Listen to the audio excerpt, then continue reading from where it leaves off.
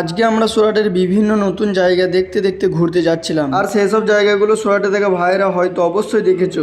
Hi guys, welcome back to my new blog. তো guys, এখন আমরা সানিয়াগাঁও থেকে বার হয়ে যোগীচক নানাবাড়াচার রোড দিয়ে যাচ্ছি। আমি জাহির আর মধু তিনজন মিলে, মধু স্কুটি চালাচ্ছে আর আমরা দুজন বসে আছি। তো নানাবাড়াচার রোড দিয়ে যাচ্ছি এখন আমরা। দুপুর প্রায় 2টো বাজছে, প্রচন্ড গরম, রোদের তাপও প্রচুর। তো রোডটা পার করে আমরা একটা ছোট্ট হাইওয়ে ব্রিজের ওপর উঠলাম। ব্রিজের উপর হাওয়া বেশ ভালোই দিচ্ছিল। তারপর ব্রিজ থেকে নেমে দেখলাম এখানে জাম লেগে গেছে। জাম পার করে আমরা আবার যেতে লাগলাম চারিদিকে সবুজ একটা রাস্তা দিয়ে। তারপর দেখতে পেলাম একটা ছোট্ট ব্রিজ। সুরাটে থাকা বাঙালি ভাইরা এই রোড দিয়ে যদি গিয়ে থাকো কমেন্টে অবশ্যই জানাবে। হাই বন্ধুরা, তো এটা সুরাটের কোন জায়গায় ব্রিজ আছে কমেন্ট করে জানাবে। গাইস, এই ওভার ব্রিজটা অনেক লম্বা একটা ব্রিজ। স্কুটিতে 70-80, পিকআপে গিয়েও 3 থেকে 4 মিনিট লেগে গেল আমাদের। দেখতে থাকো পুরো ব্রিজের লংটা কতটা।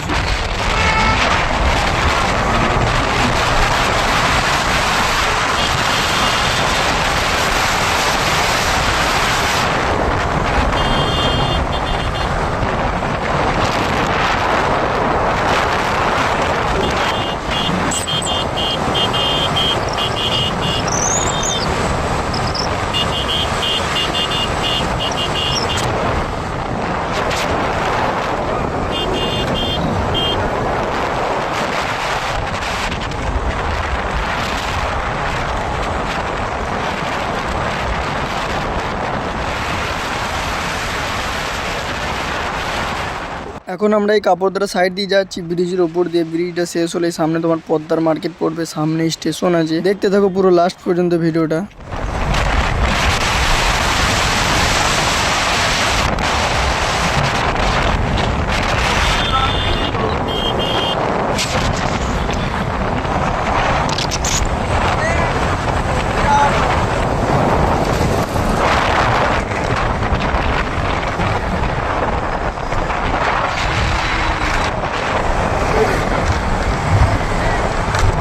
পিকা মাছ গাড়িতে তো ইয়ে হবে।